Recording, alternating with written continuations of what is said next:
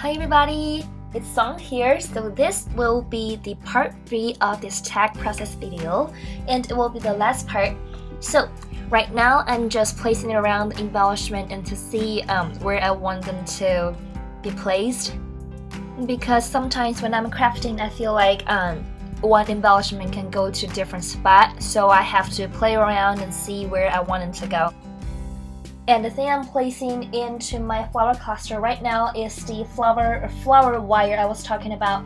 So again, when you are clipping flower off your wires, so those green wires, don't throw them away. You just curl them and paint them white or whatever color you want to, and just stuck them into your flower cluster.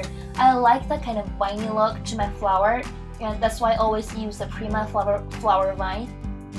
But those flower vines, I can't even talk, I'm sorry. Those vines are not really cheap, so the cost can really add up. So that's why, you know, just reuse the stuff that you already have, and when you don't have to buy something, you don't need to buy something.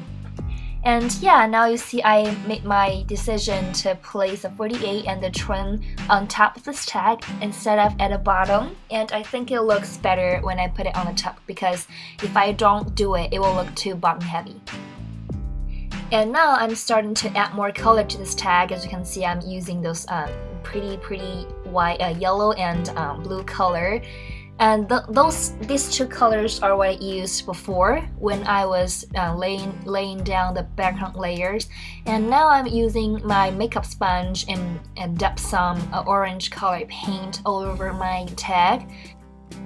And this paint is pretty thin when you spread them out, so the whole purpose of this is not to add, you know, a burst of color. It's to add some little tint to the embellishment, so it has a tint of orange but not too overwhelming.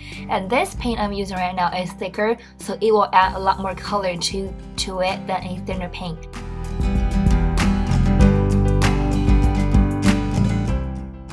And I don't really know what I'm doing right now. It looks like I'm just trying to drink some juice and be healthy. I don't know. Ignore this juice bottle. Let's focus on the tag. And here you will see me add a lot of white paint. Okay, let's wait a second. Here, I was trying to use Glimmer Mist, but I find out that the Glimmer Mist are not thick enough, and I want this white color to be very obvious. So I use some white paint to do those little paint drips instead of using the Glimmer Mist. But later you will see me add some white Glimmer Mist to it as well, to lighten the whole tag up, and also to do some little paint drips.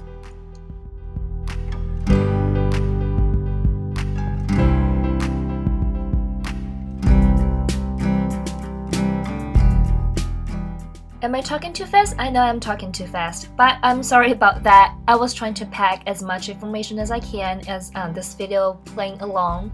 So yeah, that's why I'm talking really fast here. I will try to talk slower.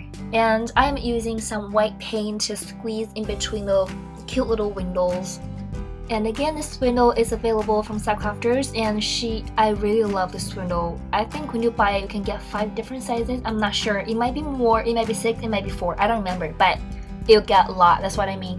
And the whole purpose of this white paint is that first, I want to highlight this window, so this window will be the main focal point. And second, I want this window to have a frosty, snowy look. So that's the other reason that I am putting this white paint all over it.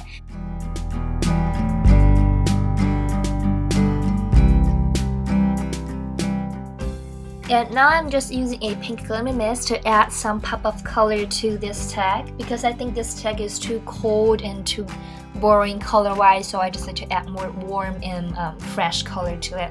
And I'm using Inca Gold and green color to highlight some area. And later I will be using Inca Gold in silver and a little bit of steel blue color to highlight other areas.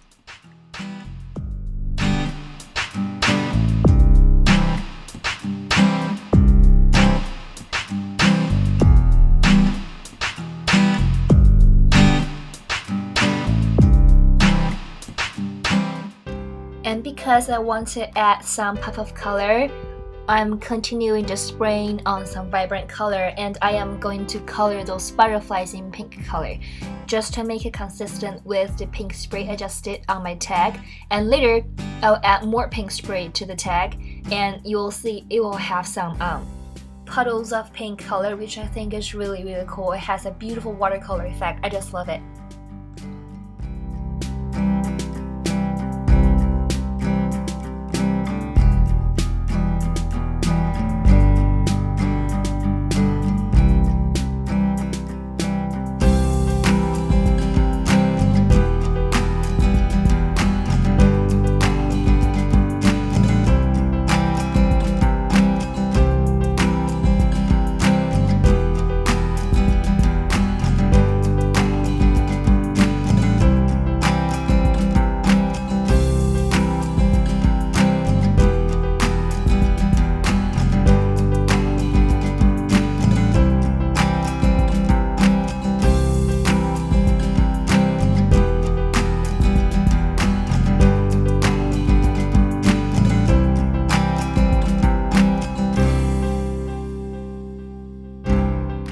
And now I'm spraying some white glimmer mist to lighten this whole tag a little bit.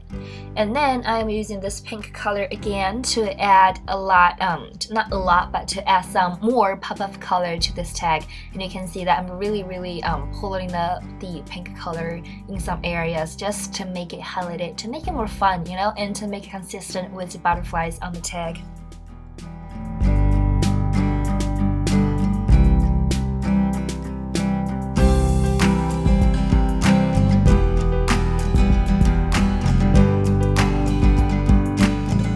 Now you can see I'm using more Inca Gold to rub over the tag to bring out those little subtle texture that my tag have as I go along to add more and more stuff, and I love those little subtle texture, so that's why I have to bring them out by using Inca Gold to highlight them. And I think it's a really good idea to, you know, make your project more texturized. It's just to make sure you always bring out or highlight those subtle textures that you have. I love texture, you guys. I'm all about texture. Now I'm taking the orange paint that I used previously that you can see here right now, and I use this orange paint to use as a highlight to you know, rub over the projects to give them a little bit more of the orange tint to make it more fun, to add more color and warmth to this black and cold tag.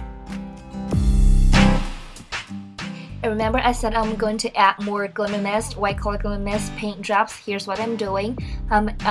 You know, dripping some of this white glimmer mist onto my tag, and you will see in the end result that it will turn out, I think it turned out amazing. I love all those little white paint drops because that really made a big difference on this tag. And that's it. That is my whole process video for this tag, and I hope you guys like it, and I will see you in my next video. Bye bye!